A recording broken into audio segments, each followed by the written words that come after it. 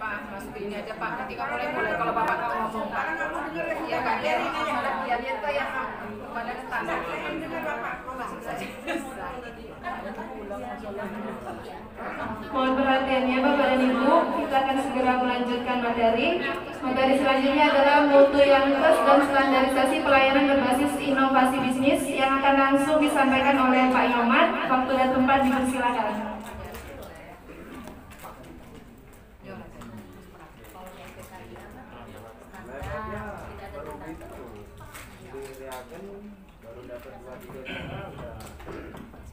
Assalamualaikum warahmatullahi wabarakatuh.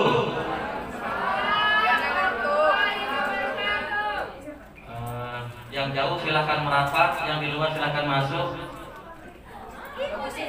Bapak Ibu Kepala Puskesmas bersama yang lagi di luar ya silahkan masuk. Kalau nggak masuk saya yang keluar kalau gitu. Oke. Ya, sip. Oke ya. Saya izin lepas sih Mas. Enggak apa-apa. Ya, ya.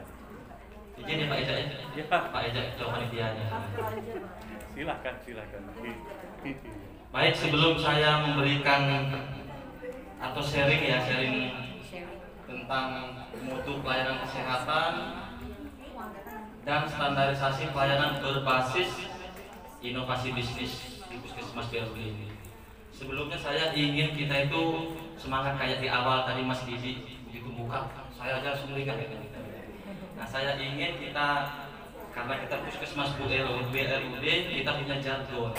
Sudah ada belum yang memikirkan jargon? Apa sih intinya? Yel-yelnya? Kalau belum ada saya usulin ya. Gak apa-apa ya.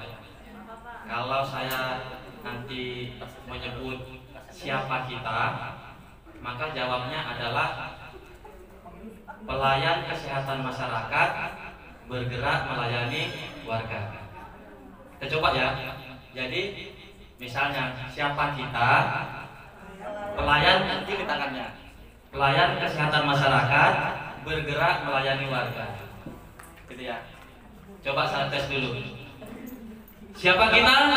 Pelayan kesehatan masyarakat bergerak melayani warga.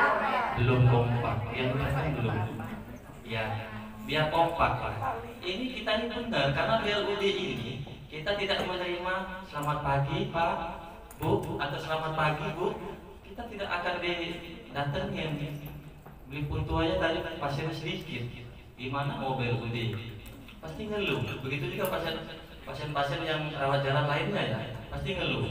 Nah, untuk itu bagaimana service excellence itu diterapkan, tidak hanya moto yang ditempel, tapi pada kenyataannya kalah sama pegawai Indomaret kayak gitu, pinter-pinter dia. Sudah belanja saja sampai ketemu kembali untuk belanja berikutnya. Kalau pasien yang pulang misalnya yang rawat inap sampai ketemu lagi itu apa bahasanya? Semoga kesehatan selalu terjaga. Jaga selalu kesehatannya. Nah itu. Saya ulang lagi ya. Siapa kita? Yang belakang belum.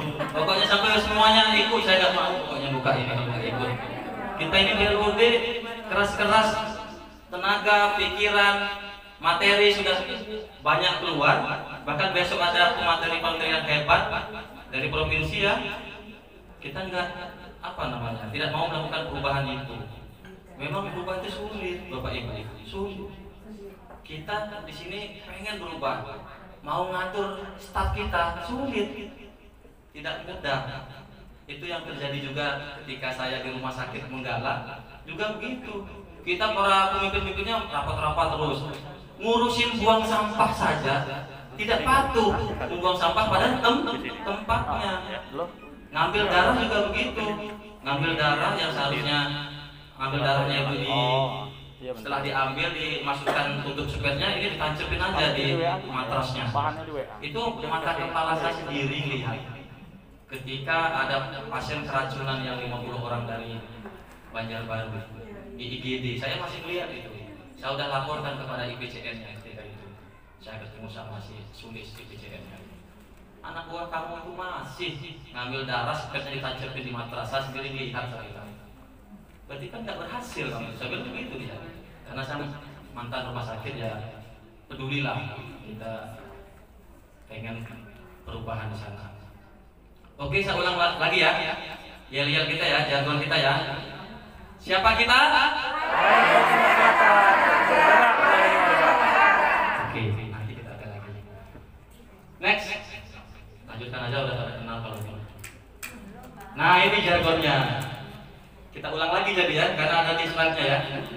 Ini jargonnya, saya mengucapkan siapa kita, maka peserta menyampaikan pelayan kesehatan masyarakat begini, bergerak melayani warga. Jadi begitu. Saya ulang lagi nih. Siapa kita?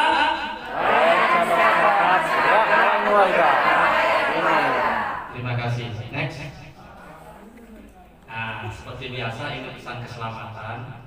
Begitu juga dengan teman-teman ketika ada rapat, ada pertemuan. Selalu ingat, jangan mentang-mentang sama orang kita nggak disampaikan.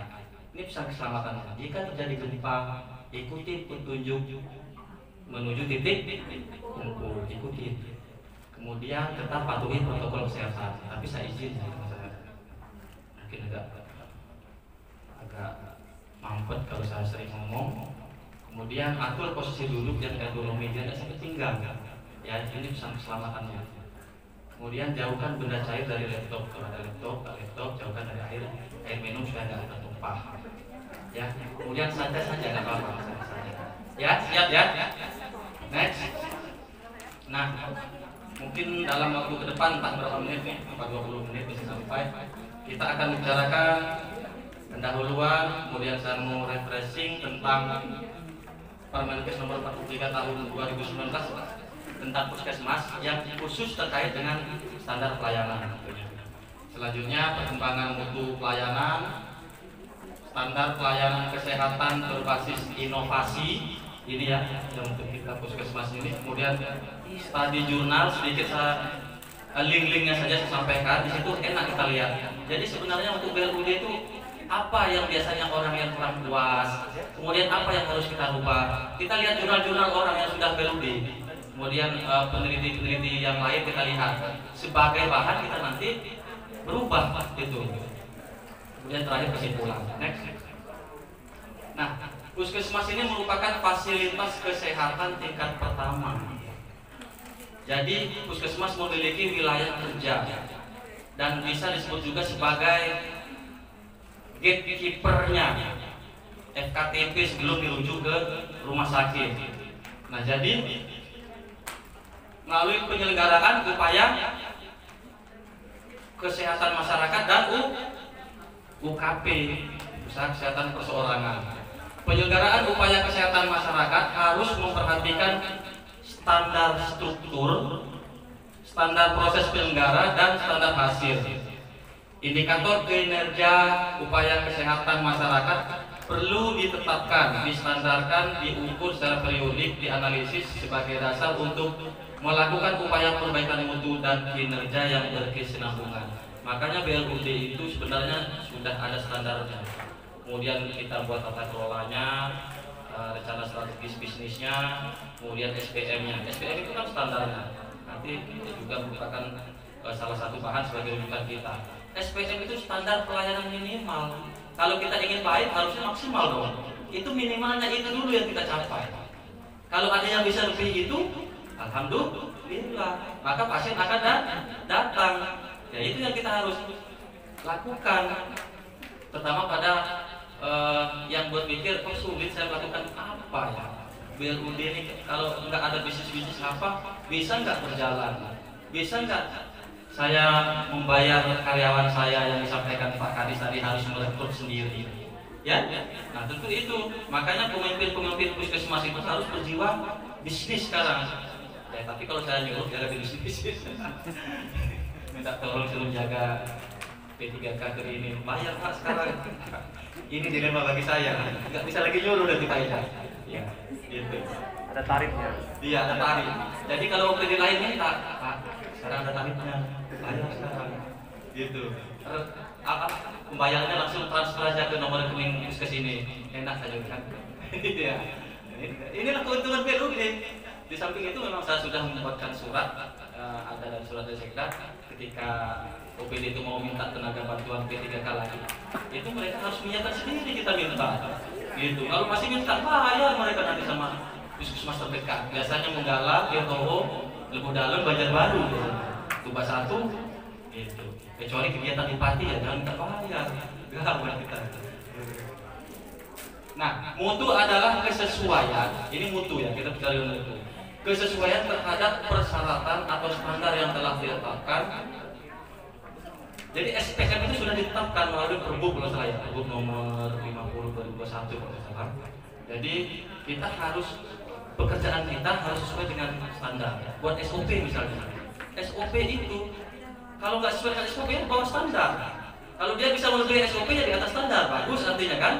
Nah, bagaimana kita tahu supaya kita bekerja sesuai dengan standar? Di situ nanti ada namanya self evaluasi. Begitu juga para kepala puskesmas. Kalau memang pengen mengevaluasi diri sendiri, ya buat aja self evaluasinya. Sudah belum saya menjalankan manajemen SDM saya? Sudah belum saya menjalankan penilaian kinerja karyawan saya? Kan gitu. Jujur aja, kalau tidak ya tidak, ya belum. Nah, ulangi lagi, kita laksanakan. Begitu juga perawat atau bidan yang melakukan persalinan atau tindakan. Apakah saya mengerjakan pelayanan tersebut sudah sesuai dengan SOP yang dibuat, yang ditetapkan oleh puskesmas masing-masing? Nah, bagaimana cara menentukannya? Kasih dia formatnya, format kosong. Misalnya tahap-tahapannya. Pertama, menjelaskan kepada pasien tindakan apa yang akan dilakukan. Kemudian menyiapkan alat-alat, kan gitu kan? Nah, inform consent gitu ya. Kemudian langkah pertama cuci tangan, kemudian melakukan pekerjaannya, sampai bla bla bla membereskan alat, mencuci tangan kembali, dan proses terminasi. Kalau ada apa-apa nanti hubungi saya di nomor ini ya Bu, ini nomor saya. Itu proses terminasinya. Sudah belum dilakukan? Nah, dibuat checklistnya dari item 1, 2, 3 sampai terminasi tadi dibuat. Yang mana saya lupa? Jujur aja, disilang yang lupa. Yang mana saya melakukan tadi tahapannya? Di checklist yang sudah. Yang disilang itu kita benahi lagi ketika kita melakukan tindakan lagi. Jadi proses yang namanya mutu ini tidak seketika, yang berujung nanti bagaimana membuktikan kita bermutu, legalisasinya atau pernyataan apa namanya yang menyatakan dia sebagai hanya apa peresmian dia bermutu itu di ujungnya adalah akreditasi. Sebenarnya nggak perlu akreditasi lagi kalau kita udah memang bermutu. Tapi karena kita nggak bermutu makanya diadakan akreditasi. Itu. Ini saya ambil dari pedoman audit mutu internal institusi penyelenggara pelatihan bidang kesehatan. Next.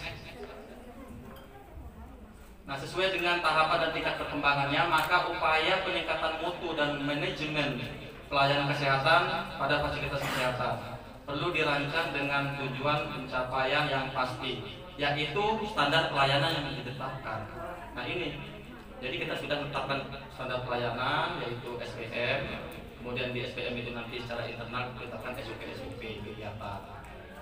Kemudian manajemen mutu atau quality management adalah seluruh aktivitas kegiatan fungsi manajemen dari kebijakan, tugas dan tanggung jawab yang dituangkan dalam bentuk perencanaan mutu, kendali mutu, jaminan mutu yang quality assurance ya, kemudian peningkatan mutu dan kendali biaya dalam suatu sistem mutu. Nah, terkait dengan BLB harus kendali biaya, nggak lagi boros-boros dia, kita harus sesuai dengan RBA-nya. Oke, next. Nah, kita merefresh Permenkes nomor 43 tahun 2019 ya terkait dengan mutu ya.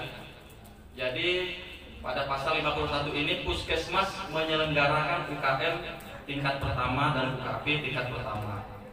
Ini sudah jelas. UKM, UKP di dalam akreditasi juga begitu nanti disebut UKM UKP termasuk nanti dokumen-dokumennya ya sudah jelas itu. Kemudian UKM dan UKP sebagaimana dimaksud pada ayat 1 dilaksanakan secara terintegrasi dan berkesinambungan. Kalau tiba-tiba ada kegiatan yang langsung putus itu nggak mungkin, gitu. Kecuali pasien yang sudah sembuh ya sudah ya. Kalau dia UKM itu kan bersambungan program kan. Misalnya program apa? Penurunan angka kematian ibu dan anak juga berkesinambungan. Penurunan stunting juga berkesinambungan. Kemudian capaian untuk ODF belum selesai ODF, ya kan? Kita harus melakukan evaluasi. Apakah benar perilaku masyarakatnya membuang air besar itu tidak sembarangan lagi? Nah itu juga harus dipantau untuk kesinambungannya. Karena telusurnya nanti mereka ke masyarakat kalau ditelusur oleh tim surveyornya. Itu.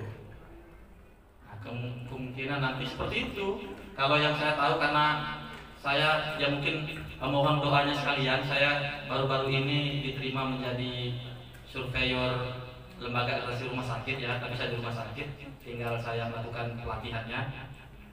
Jadi saya mendapatkan materi seperti itu. Jadi misalnya kalau kegiatannya 3 hari, 2 harinya dia minta dokumen secara PDF ya. Kemudian kalau dia nggak percaya, dia akan turun lapangan. Nah, itu.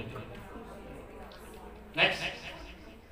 Kemudian yang pasal 52, UKM tingkat pertama dan UKP tingkat pertama harus diselenggarakan untuk pencapaian standar pelayanan minimal tadi. Harus dicapai, itu minimalnya harus sama gitu loh, sesuai dengan SPM itu. Kemudian program Indonesia Sehat disebutkan. Jadi PSPK itu jangan nggak dikerjakan. Kalau nggak salah kemarin yang naik dari 18/20 puskesmas itu puskesmas Rawapitu. Siapa Rawapitu? Wah, tepuk tangan dulu untuk puskesmas Rawapitu. Naik Rawapitu. Oke ya. Kemudian kinerja puskesmas dalam penyelenggaraan jaminan kesehatan nasional. JKN masuk ya. Jadi ayo kita bersama-sama mensukseskan JKN ini. Kita edukasi masyarakat untuk yang misalnya menengah ke atas untuk mendaftar. Begitu pentingkah BPJS Kesehatan ini? Kalau mereka sakit akan membutuhkan biaya besar. Kalau dengan ikut itu misalnya yang kelas 3 aja yang kita anjurkan, ikut kelas 3 32.000 ya Bu ya. 35 mungkin berapa sih? BPJS kelas 3. Yang mandiri. Yang mandiri. 35.000 kalikan cuman 10 bulan 350 kalikan 10 tahun 3,5 juta ya kalau nggak salah ya. Kurang lebih 4 juta lah ya. 4 juta kita 10 tahun. Apa iya dalam 10 tahun itu kita sehat terus? Kan enggak.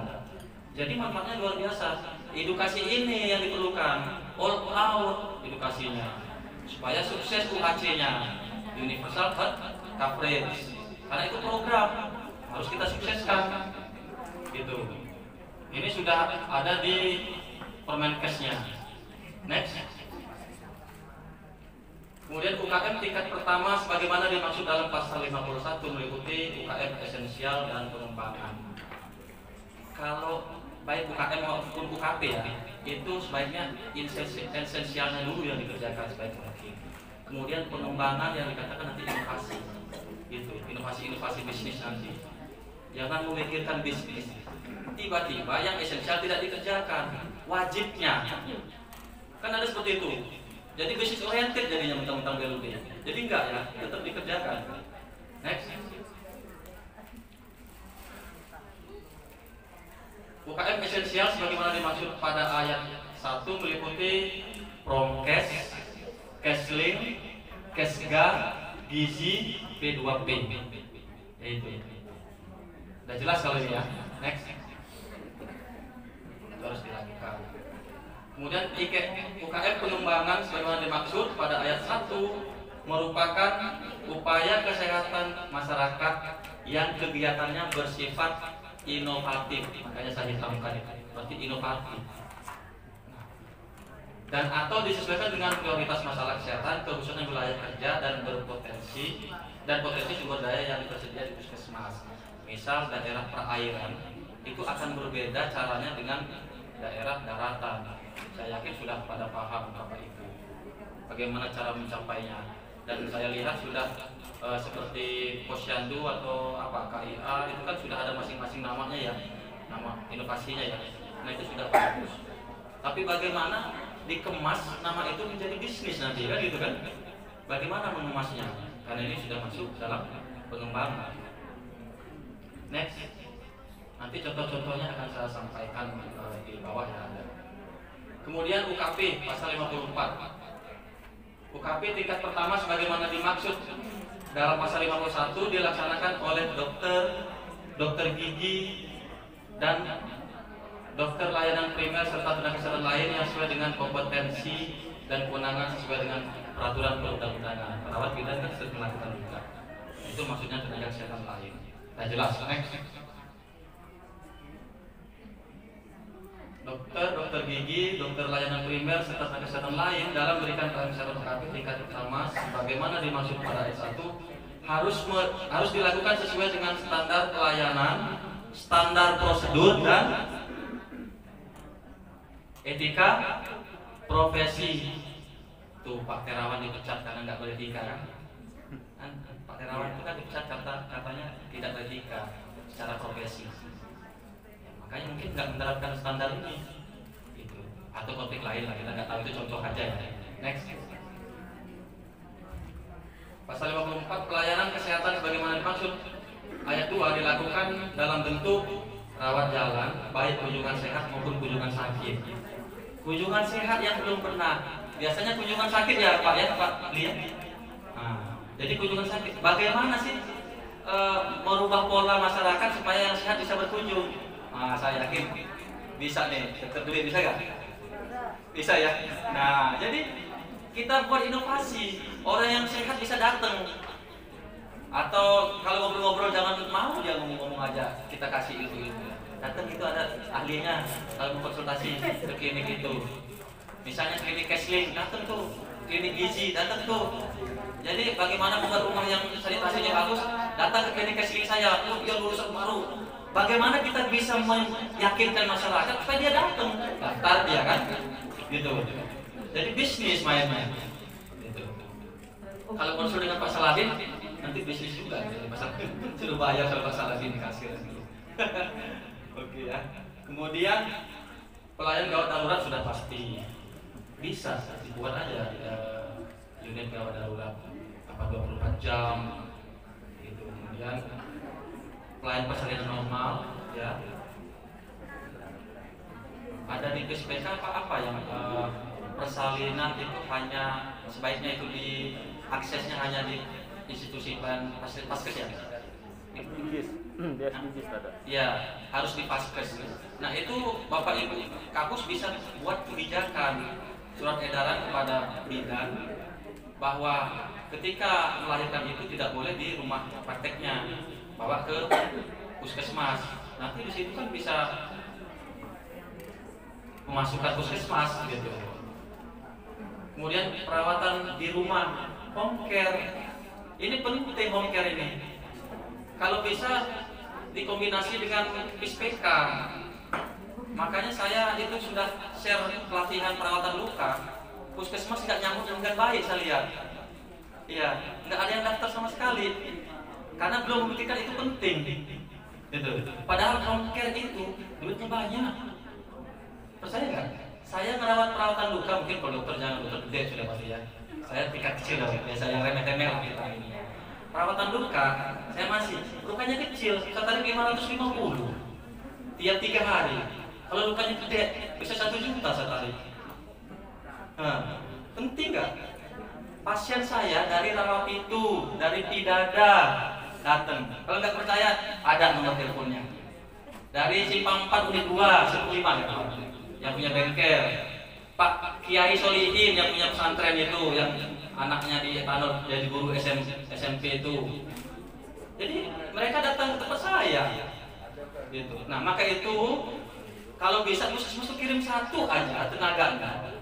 Ya untuk pelatihan di tanggal 21 sampai 24 April ini, 2 hari daring, 2 hari luring yang saya adakan. Itu orang yang kita datangkan itu buka nanti klinik perawatan luka di puskesmas masing-masing, itu sudah penghasilan. Kemudian bapak ibu yang wilayah kerjanya ada perawat-perawatan luka yang praktek, jangan dihalang-halangi. Justru dirangkul mereka itu ya, dirangkul, dibina. Nah, jadi itu kan sumber pemasukan. Kalau dia punya pasien, ketika dia nggak mampu, kita punya loh tenaganya, gitu. Kalau ada seluruh bidan perawat yang menemukan pasien luka, suruh ke klinik kita aja, puskes, duit itu main-main. Nggak ada itu di BPJS. Ya, itu baru satu perawatan luka. Misalnya yang KIA, dia buat pelayanan tumbuh kembang anak. Ada anaknya yang masih kurus, pengen tahu perkembangannya, ke klinik aja. Apakah sesuai dengan tumbuh kembangnya? Bisa juga dijadikan, kan sehat ya kan? Tapi dia butuh, pengen tahu bagaimana cara supaya perkembangan anaknya, bayinya ini nanti baik. Nah ini. Kemudian ada spa bayi ya? Ada nggak yang bidan-bidan yang udah pelatihan spa bayi? Nah, spa bayi dibuka, akupresur dibuka, kalau yang akupunktur dibuka. Kemarin tuh minta dijadiin apa itu dalam tarifnya. Buat semua nggak apa-apa. Semua pelayanan yang kita berikan buat aja di tubuh itu. Jangan takut ada perda.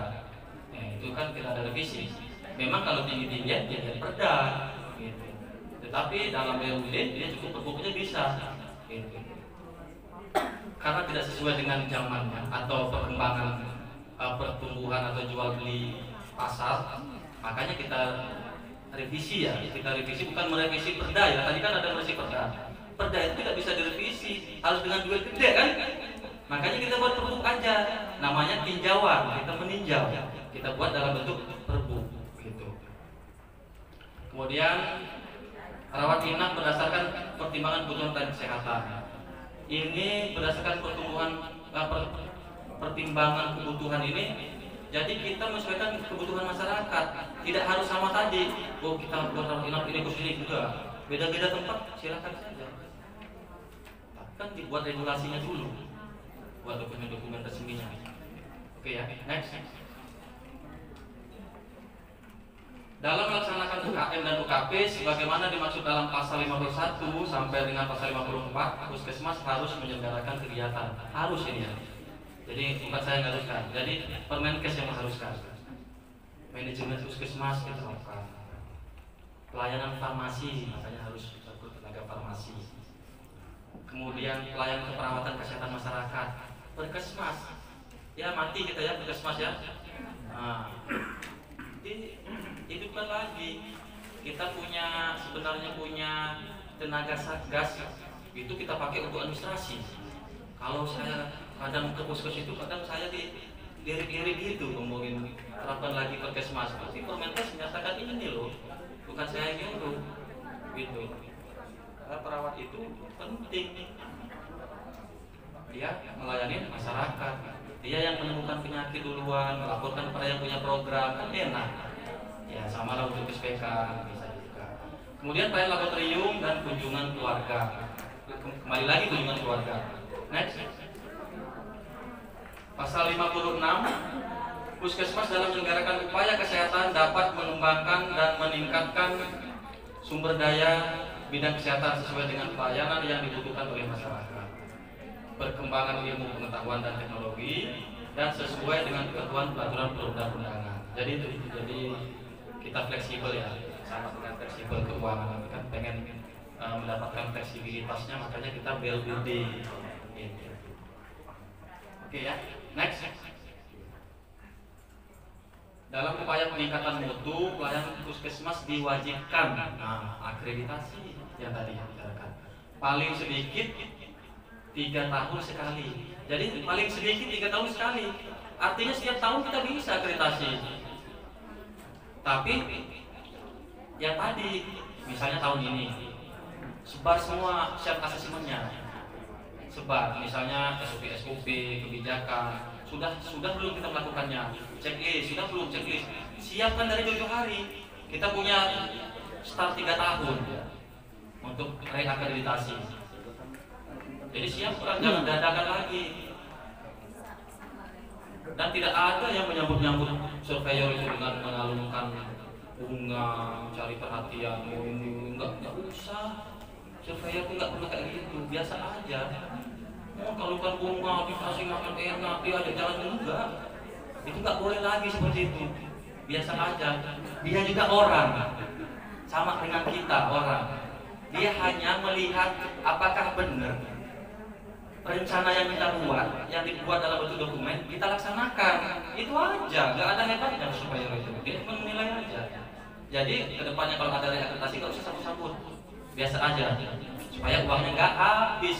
Ada tidak BRUD, ya, nggak usah ngasih apa-apa, minum aja lah sama makan biasa, nyerwit ya. Ya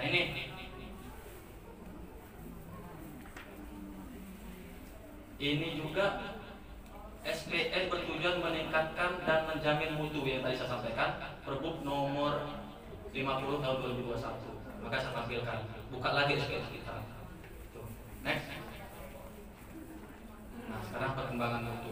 Yuk. Nah, perkembangan mutu itu sendiri, kalau dia di awal itu kan puskesmas itu kalau dia sendiri belum ada pesaing, kan enak dia sendiri. Mau dia, biasanya ini yang terjadi, mau dia melakukan apa, pasti masyarakat kesana berobatnya. Nggak ada tempat lain, nggak ada pilihan. Walaupun dia diabaikan, bahasa kita keras-keras ngomongnya, tetap aja dia datang.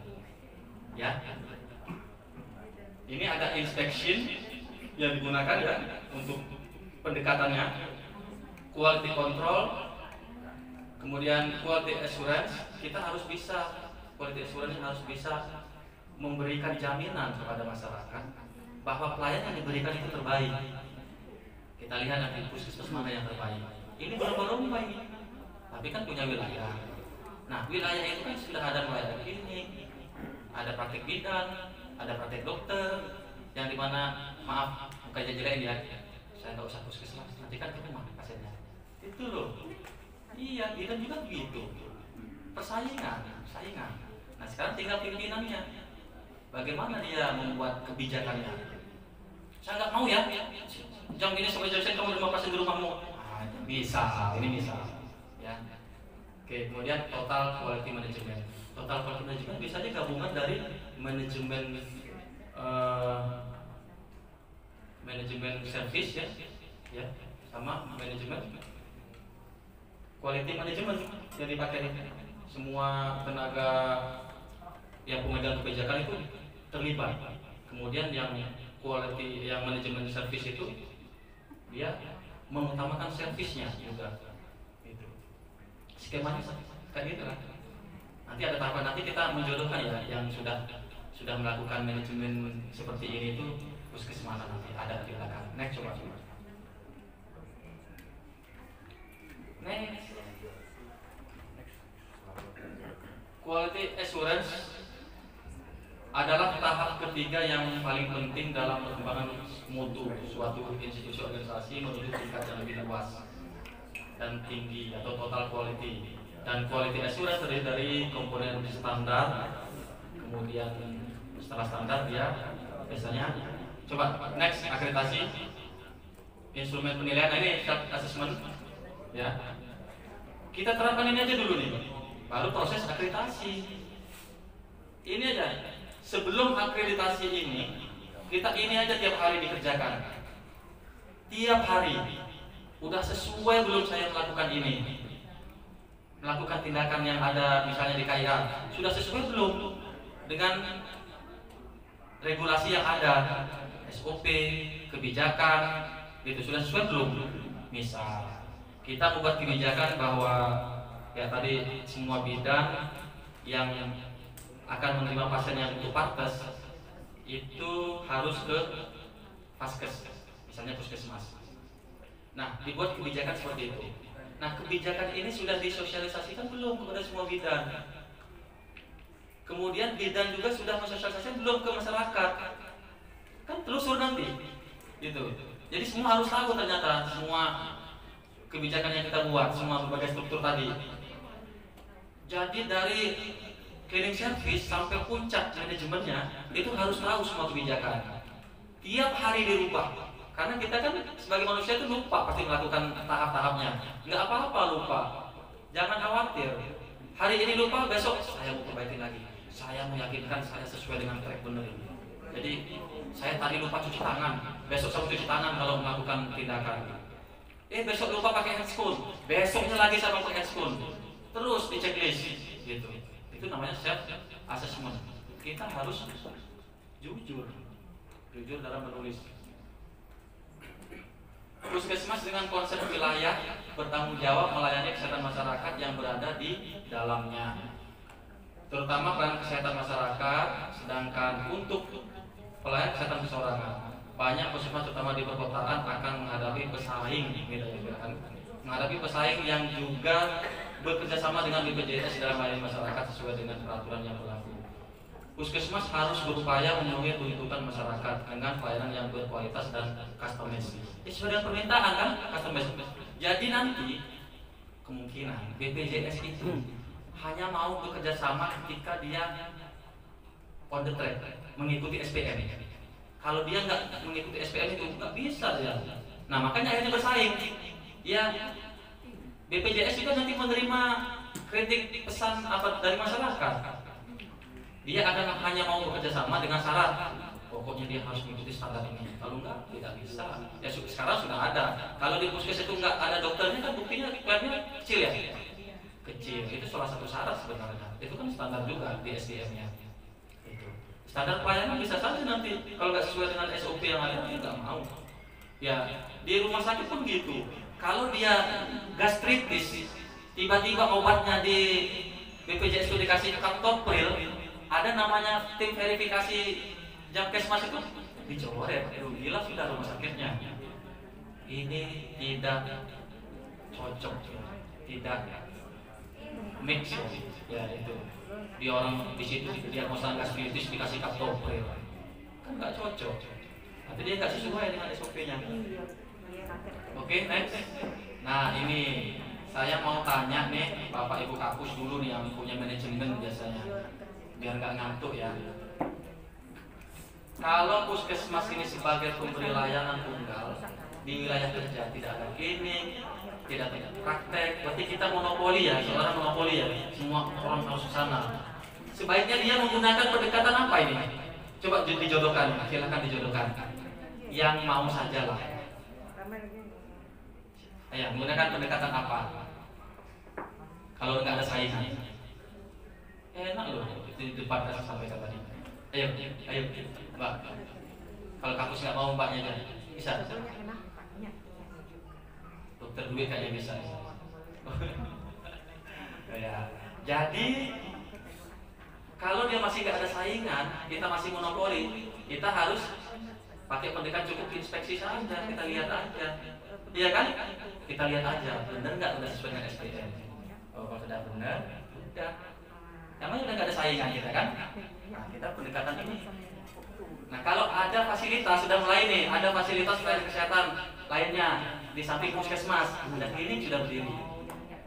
Tapi masih unggul lah kita puskesmas misalnya, klinik kan baru. Nah, pendekatan apa di sini? Ayo jodohin, siapa yang bisa sekarang? Saya yakin bisa semua ini. Hah? Tadi benar tadi apa? Iya, pakai quality control dia. Dikontrol apakah sudah benar dia tetap lakukan SPM-nya, SOP-nya. Kemudian yang lain itu seberapa banyak perpindahan pasien kita ke sana kan? Kita kontrol, kita perbaiki gitu. Nah, oke. Kemudian adanya fasilitas pelayanan kesehatan lainnya dengan kinerja cukup bagus. Klinik udah bagus, sudah nyapa dokter, sudah mengucapkan selamat pagi, sudah begini. Kayaknya udah mulai tuh jadi ancaman bagi puskes kita yang kosong. Nah, pendekatan apa yang kita lakukan terhadap manajemen kita? Hah? Tinggal berapa lagi? Tadi sudah pilih 1, kemudian 2, 1, 3 lagi ya. Yang mana? Ayo, itu ini nggak apa-apa ya. Yaitu quality assurance. Kita harus meyakinkan masyarakat, menjamin masyarakat bahwa di puskes kita dia akan mendapatkan pelayanan terbaik. Ya baik ini makanya staf kita sesuaikan dengan SOP ya. Self assessmentnya, kamu saya cek, saya pantau sekarang. Misalnya udah nulis dia, Pak, saya siap dites, saya sudah setiap harinya sudah menyesuaikan self assessment bahwa saya sudah melaksanakan SOP, melakukan pasang infus misalnya. Baik, saya pantau sekarang, yuk lakukan. Oh, ternyata sesuai dengan tahapan-tahapannya. Oke, berarti kita siap menjamin masyarakat. Kita promo pelayanan pemasangan infus sesuai dengan standar maksimal misalnya. Wah, atau terlalu gede ya, standar minimal gitu. Pokoknya memuaskan supaya dia nggak berpindah ke klinik yang cukup bagus ini kan. Gawat kalau pindah semua ke klinik. Ya sebenarnya kita ada konflik of interest sebenarnya, karena yang punya klinik orang puskes sendiri. Iya kan? Orang puskes sendiri. Giliran orang lain mau buka nggak boleh ini. Itu yang nggak boleh juga. Ya harus adil. Nah jadi tetap namanya kita mengelola puskesmas, pelayan publik, badan layanan umum daerah sudah. Malu kita kalau masih mengutamakan klinik kita. Ya, makanya tinggal kebijakan nanti kepala puskesnya saya mau lihat. Ada nggak nanti surat edaran bahwa jam 8 sampai jam 2 atau sampai jam 4 itu nggak boleh layani di rumah? Ada nggak kayak gitu berani nanti? Nah, supaya ke puskes semua. Karena selama ini kan bisa nggak saya BLOD? Kan ngeluh. Jadi kebijakan-kebijakan yang ekstrim juga harus diambil kalau pengen mendapatkan penghasilan. Cukup yang praktek di rumah itu jam 4 sampai jam malam aja gitu. Ini juga yang harus diterapkan di rumah sakit Menggala harusnya. Pagi dokter spesialisnya itu sudah ke rumah sakit Jombang Barat. Saya pergi kantor, papasan dengan rumah sakit ini dengan dokter spesialis modelnya Pak TJ. Wah pasti ke rumah sakit tempat saya biasanya. Seharusnya dia jam 6 itu visit dulu ke rumah sakit sampai jam 2. Habis itu silahkan ngabur kemana. Itu yang benar. Kalau yang terjadi mereka malah siang visitnya ke rumah sakit sehingga pasien kita aja gelisah kan. Nah ini dokter spesialisnya. Begitu kan? Ya kemana nggak kabur pasiennya. Kita aja orang Menggala pasti sering ke Bandar Jaya kan. Bahkan lewat langsung kita pengen yang PW, urip kita ini. Itu karena kita nggak mampu bersaing. Rumah sakit Menggala itu sebetulnya sudah menjadi rumah sakit rujukan 7 kabupaten. 7 kabupaten harus menuju ke sana. Tapi rumah sakit Menggala sendiri tidak mampu membuktikan, menjamin orang itu akan mendapatkan pelayanan terbaik di rumah sakit itu. Itu yang masalahnya, makanya kita lewat.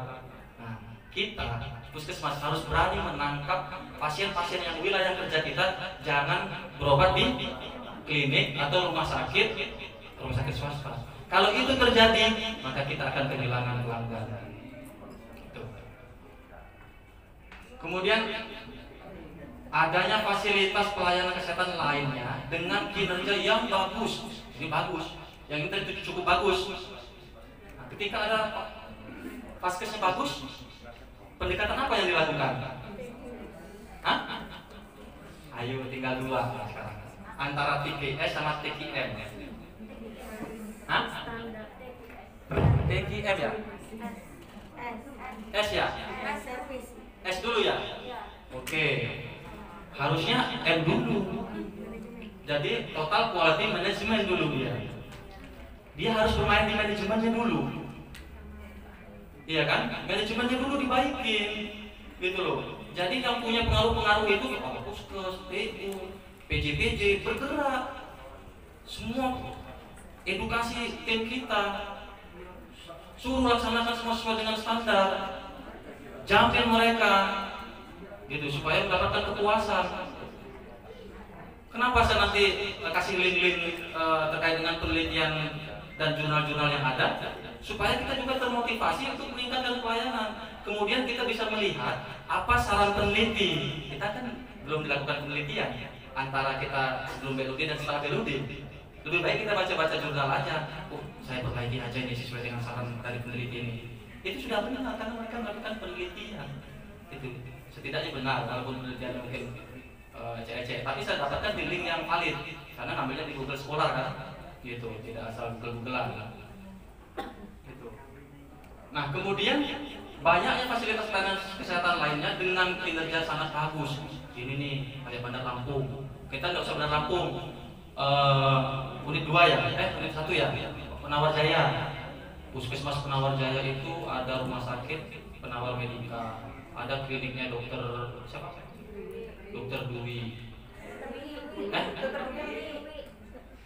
Oh, dokter Wiwi, lupa saya, dokter Wiwi. Kemudian ada klinik lagi nggak? Itu kan udah persaingan. Kemudian di unit 2 ada Gria Medika, ada Mutiara Bunda. Jadi kalau kita tidak bisa menjamin bahwa ini kita menggunakan terakhir ya pendekatannya ya, total quality service ya, tidak bisa menjamin servis kita memuaskan, maka pelayanan pertama diambil oleh rumah sakit dan klinik itu. Malu sebenarnya kita punya pemerintah, yang biaya pemerintah, kita nggak sanggup mengelola uang itu, gitu kan? Kita hanya mengatur tim kita untuk bekerja sebaik mungkin dan dikontrol. Kalau kapusnya saja datang kesiangan, ya orang nggak takut, gitu kan? Kapusnya juga siang, orang mau cari kerja di puskesmas biar enak. Oh, saya tahu kawan-kawan saya rumah sakit pengen pindah puskesmas. Karena dulu di rumah sakit ada akreditasi, capek, pusing, puskes aja. Ternyata puskes juga akreditasi, Pak. Rupanya berat juga. Nah itu, jadi kita, termasuk saya ya, saya nggak mengatakan ini karena kita PNS, pengen posisi yang enak sudah, tidak mau lagi berpikir persaingan, sebodoh amat. Itu, kalau kayak gitu kita sangat menyesal kalau BUD. Iya, sangat menyesal. Tadi disampaikan uang sudah banyak habis kan, sudah BUD, kita tidak mau menata bagaimana pelayanan servis kita terbaik, servis excellent. Selamat pagi Bu, pasang orang di depan suruh itu. Selamat pagi Bu, silakan Bu cuci tangan dulu. Kan sesuai dengan protokol kesehatan sekarang. Silakan Bu ini Bu, silakan Bu mendaftar. Ketika ngambil obat Bu duduk sini aja, biasa ambilkan obat. Kan servis excellent. Jangan suruh dia jalan-jalan. Apalagi yang nanti rawat inap yang besar, jangan suruh dia, Bu, sana dulu, terus kesana ya habis itu. Jangan, kalau bisa kita ada yang tukang nyuruh gini, Ibu duduk sini aja, nanti kau beres. Itu saingannya. Jadi jangan mau lagi kayak gaya-gaya kita jadi bos, nggak boleh lagi. Kita pelayan. Makanya saya bilang depan tadi, siapa kita? Pelayan kesehatan masyarakat. Jangan malu, walaupun maaf ngomong, Bapak Ibu udah bos-bos semua. Tapi terpaksa harus saya sampaikan karena kita belok kan? Iya, nggak perlu lagi kecil-kecil sebenarnya Bapak Ibu bos-bos ini, nggak perlu lagi, gitu. Tapi harus saya sampaikan karena ini adalah teori. Ya, kalau Bapak Ibu ngomong itu kan teori, ya monggo nggak apa-apa. Kewajiban saya menyampaikan ini, gitu supaya bahwa kalau kita mau bersaing maka lakukanlah ini, gitu. Servis, karena sekarang harus servis. Makanya kalau ada nanti kebijakan no pay, no work, no pay kepada tenaga kita, terapkan. Siapa yang kerja dia dapat duitnya. Jangan mentang-mentang menjadi penanggung jawab tapi tidak kerja, tidak mengerjakan, dapat duit paling gede. Kan merasa gitu kan? Saya penanggung jawab, dapat gede, tapi dia tidak mengerjakannya. Kasih yang gede yang mengerjakan. Karena prinsipnya adalah siapa yang bekerja dialah yang dapat duitnya. Penanggung jawab posisinya berapa, kan gitu kan? Jangan kerja juga, kalau mau boleh kerja juga layan pasien, gitu. Karena kasusnya ada di rumah sakit, karena saya di rumah sakit Menggala ya. Di rumah sakit Menggala itu orang daftar spesialis, tapi di lain dokter umum ditendangnya pintu. Sayangnya ini loh kasih saya dokter spesialis, tapi saya kok dilayani oleh dokter umum. Kita nggak terima alasan-alasan gitu sebenarnya. Oh, dokter umum itu udah salah sesuai dengan standar spesialis, nggak boleh juga, suruh jangan beli spesialis dulu, baru layanin, gitu. Jangan kita membetulkan budaya yang ada. Ada bahasanya kalau zaman dulu mengerjakan dengan baik, dengan mengerjakan dengan baik sesuai dengan standar beda. Nah dulu itu ada bahasa Inggris saya lupa, gitu. Intinya saya Indonesiakan aja ya, mengerjakan dengan baik, benar sudah terpasang impulsnya. Tapi mengerjakan dengan baik pekerjaan itu dengan baik yang SPM itu, SOP itu belum tentu, jangan salah.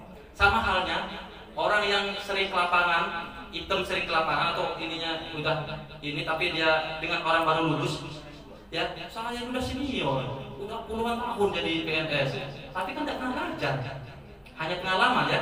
Tapi orang yang baru lulus, first graduate, itu ilmunya juga bagus, tapi mereka punya ilmu kan.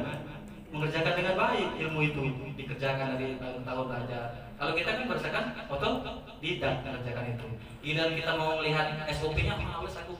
Biasa kami mengerjakan ini kok, nggak perlu pakai gini-ginian. Itu dihilangkan. Kalau kita membuat SOP, laksanakan SOP itu. Karena apa yang kita kerjakan, itu yang kita tulis. Apa yang kita tulis, SOP selalu kita tulis, itu yang kita kerjakan. Itu. Next. Standar pelayanan kesehatan berbasis inovasi. Nah, ini yang tadi ya. Oke. Tugas, jenis, dan pelayanan indikator SPM. Ini kan sudah ada di SPM kan. Jadi saya review aja sedikit ya, karena ini sudah di SPM, nanti sambil baca-baca. Di SPM itu puskesmas mempunyai tugas melaksanakan pelayanan kesehatan dengan mengutamakan pencegahan, penyembuhan, pemulihan yang dilaksanakan secara terpadu dengan upaya peningkatan promotif dan rujukan. Jadi di SPM juga diatur, makanya kita ikuti. Next.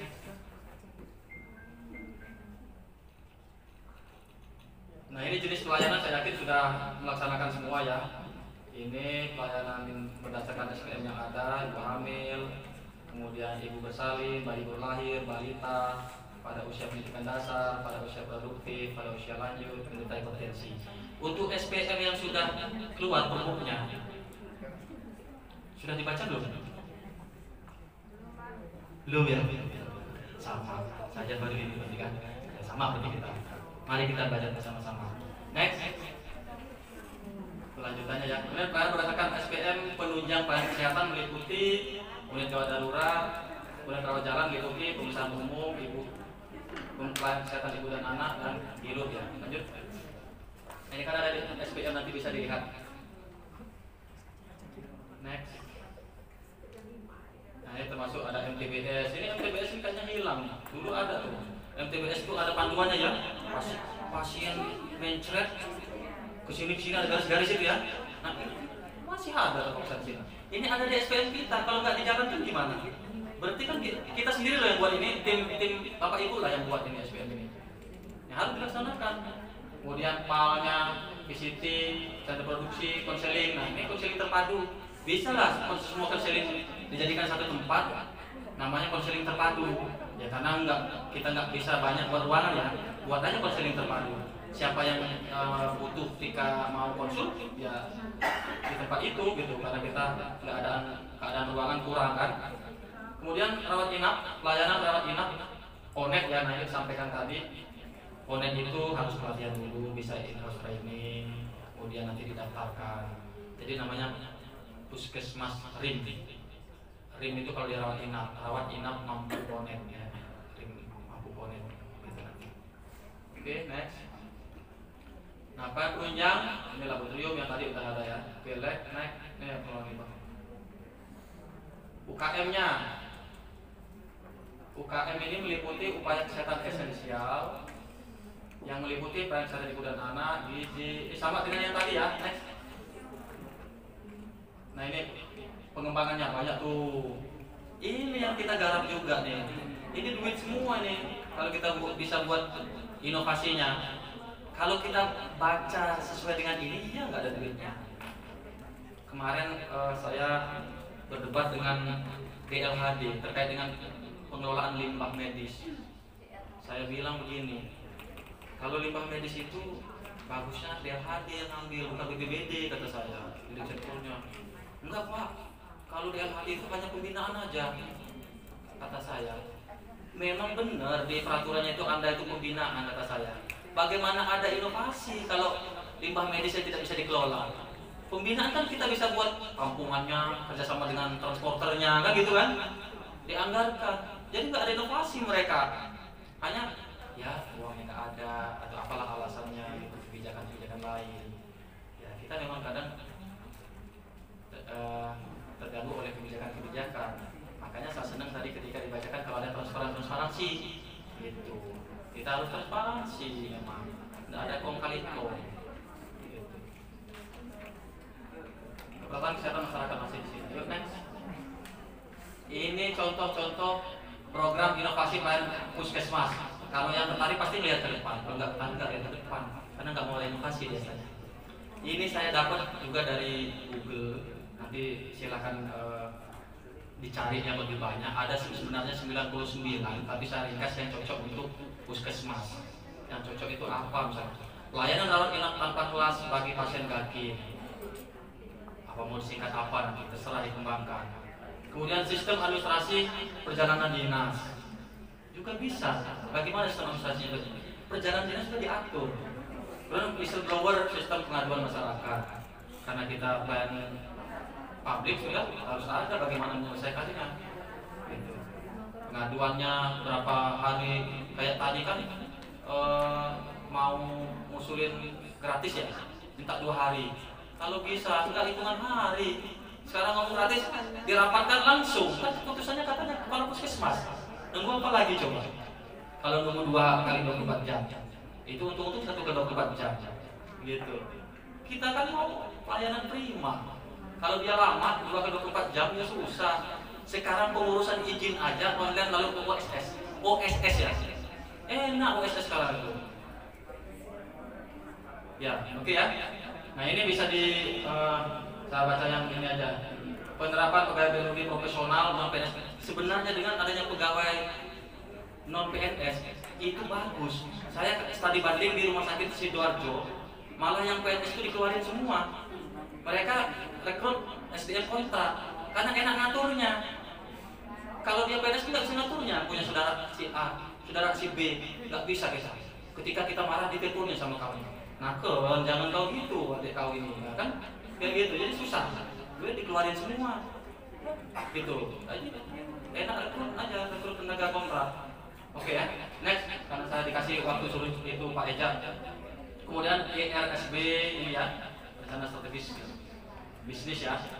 Buat EE semua, nggak usah lagi berbuku-buku dan EE nggak apa-apa ya. Dia kan berkesinambungan nanti nih BLUD ini. Jadi buat EE. Kemudian pemberdayaan kelompok pendukung kesehatan jiwa, yang siapa senang kesehatan jiwa, gitu ya. Dan rumah sehat lansia, bahkan kalau bisa mereka membuat rumah sehat lansia itu semua lansia, semua masyarakat di sekitar itu menyerahkan bapak ibunya suruh dilayani di sana. Cita-cita saya membuat panti werda itu, panti lansia itu, cita-cita saya. Harus buat yayasan dulu kalau swasta kan, gitu. Cita-cita saya pengen melayani bapak nenek-nenek kakek itu. Ini bagus nih. Kemudian layanan layanan anggota masyarakat. Kemarin saya bilang sama Pak Kusiko, Bu Meli, terus siapa lagi? Saya minta buat BNW pasien asuh. Jadi kita itu semua pasien yang ada yang masuk di wilayah kerja kita minta nomor HP-nya, ditelepon tiap minggu tiap bulan, bagaimana keadaannya, jaga terus kesehatan ya Bu. Itu inovasi. Supaya ada apa-apa lari ke kita, bukan ke klinik sebelah. Aduh, di sini banyaknya klinik diterapkan kayak gitu kan, saingan nanti malah. Nah, kita cepet lah. Kalau lama-lama kita nanti keduluan klinik, iya klinik kan gampang dari luar buahnya. Gitu. Nah ini BMW penjaga ODF ini jangan salah, ini inovasi nih.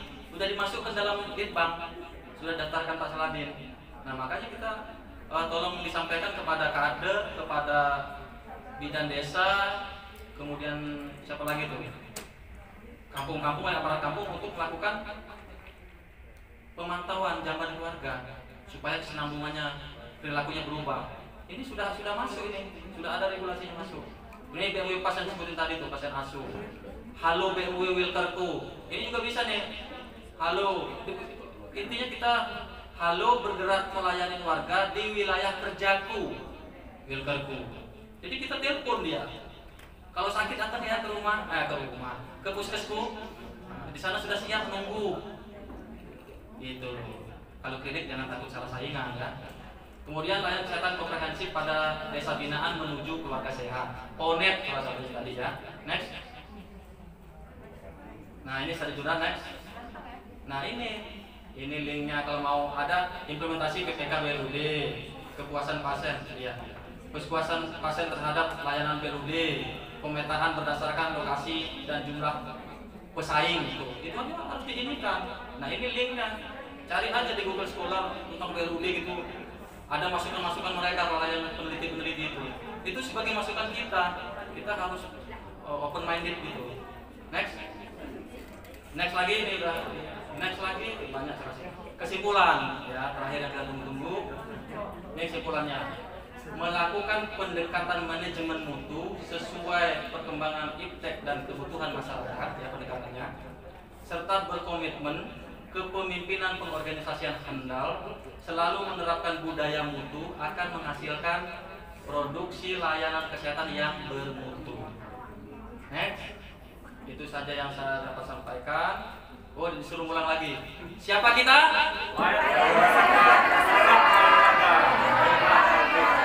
Slide yang nyuruh ulang. Nah, ini referensi saya ya. Saya lumayan begadang buat ini. Next. Nah, itu saja saya sampaikan. Apabila ada bahasa kata-kata saya yang tidak berkenan, mohon jangan simpan di dalam hati. Ya, ini adalah materi yang saya sampaikan supaya kita bisa menerima dan kita bisa melaksanakan dan sama-sama maju menuju bela-bela yang sukses di tahun 2022 dan selanjutnya semakin maju. Akhir kata, wassalamualaikum warahmatullahi wabarakatuh.